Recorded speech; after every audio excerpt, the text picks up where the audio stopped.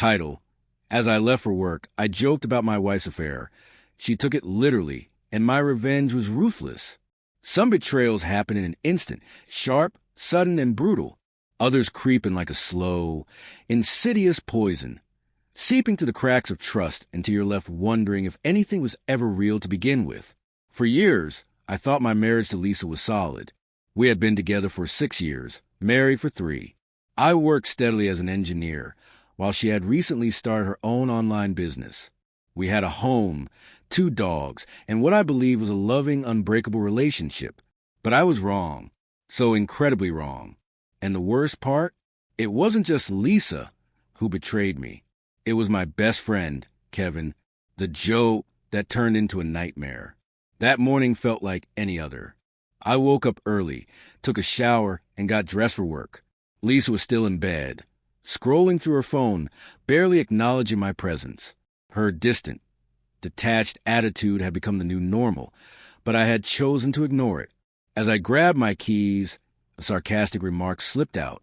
With a smirk, I called over my shoulder, "Honey, I'll be late. Feel free to have fun with your lover." It was a joke, a stupid, offhand comment. She laughed. I should have noticed the way her lips curled into a smirk, the flicker in her eyes, something unreadable lurking beneath her amusement.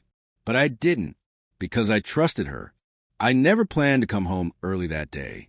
A last-minute cancellation at work gave me a free afternoon, so I decided to surprise Lisa with lunch. I even picked up her favorite sushi, feeling foolishly romantic as I pulled into the driveway. My heart was light, my mind blissfully unaware. Then I stepped inside, a scene that shattered everything. Something felt off. A man's jacket was tossed carelessly on the couch. The sushi bag slipped from my fingers as dread crawled up my spine. I walked toward the bedroom, my breath hitching when I heard the unmistakable sounds of moaning. I felt physically sick, but I still moved forward. And then I saw them. Lisa, my wife, naked, twisted around Kevin, my best friend. Time froze. They didn't even notice me at first, too lost in each other, their bodies tangled in the sheets. The very same bed where I had once held Lisa, loved her, trusted her. In that moment, everything I believed in collapsed. Then Kevin's eyes snapped open, his face drained of all color as he locked eyes with me. He whispered, "Buddy, I'm sorry you had to see this." The beginning of my revenge. I didn't think. I didn't hesitate. My fist collided with Kevin's face before he could react. He let out a strangled groan as he tumbled off the bed, crashing on the floor like the pathetic traitor he was. Lisa screamed, scrambling for the sheets, horror twisting her expression. "What the hell, Jake?" she shrieked. But I wasn't looking at her. I was looking at him. Kevin wiped blood from his mouth, still sprawled on the floor, exposed, humiliated. "You're sorry?" My voice was eerily calm as I stood over him, fists clenched. "After 6 years of friendship, this is what you do to me?" He stammered, hands raised in surrender. Man, I didn't let him finish. My foot slammed into his ribs, not hard enough to break anything, but enough to make sure he felt it. Lisa lunged forward, grabbing my arm. "Stop it. Stop hitting him." I turned to her, rage surging through me. "Are you serious right now?" This was only the beginning, a betrayal that deserved no mercy. I snarled, "You're actually defending him? My best friend, and you were screwing him in our bed?" Lisa's lips quivered. I. Disgust churned in my stomach. I took a step back, shaking my head. "You know what? Forget it. I hope it was worth it." Kevin scrambled to his feet, still dazed, his expression a mix of fear and shame. Lisa instinctively reached for him, gripping his arm like she was shielding him from me. And that was all I needed to see. She wasn't remorseful, not for cheating, not for lying, not for stabbing me in the back. She was only sorry she got caught. But she had no idea her suffering was only beginning, because I wasn't about to let them walk away unscathed. No, I was going to take everything from them, and they would never forget the day they destroyed me. Without another word, I turned and walked out, but my mind was already piecing together my next moves. Step 1, ruin Kevin's career. Kevin had a high-paying job at a major company in town. Conveniently, I had connections there. Even more conveniently, he had once gotten way too comfortable while drinking, boasting about his less-than-legal business dealings. He thought I'd just forget about it. What he didn't know was that I had recordings, solid evidence. The kind that would get him fired on the spot. Step 2. Take everything from Lisa. I didn't waste a second. I called my lawyer.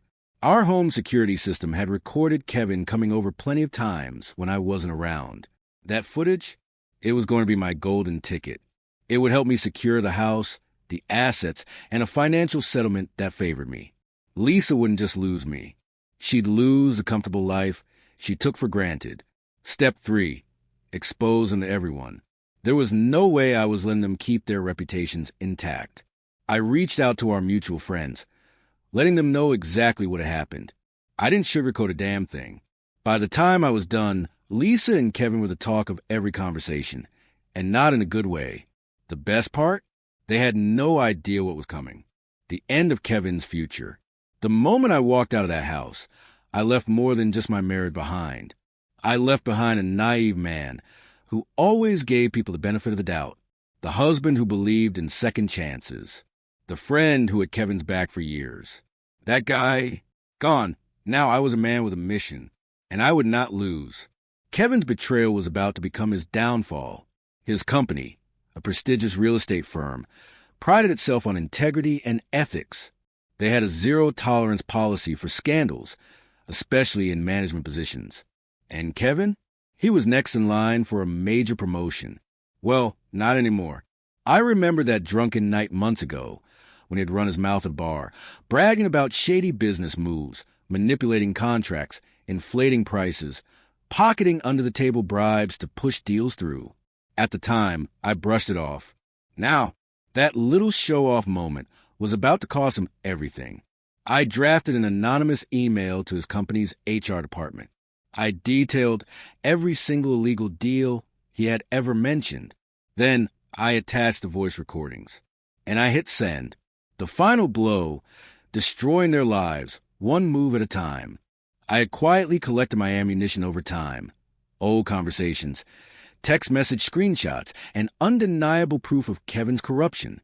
Among them were messages where he casually joked about cooking the books and evidence that linked him to at least 3 fraudulent transactions, where he had personally profited from shady deals.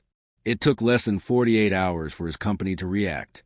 Kevin was immediately fired, blacklisted from the industry, and faced the threat of legal action. Step 1, complete. Now it was Lisa's turn. The divorce that left her with nothing.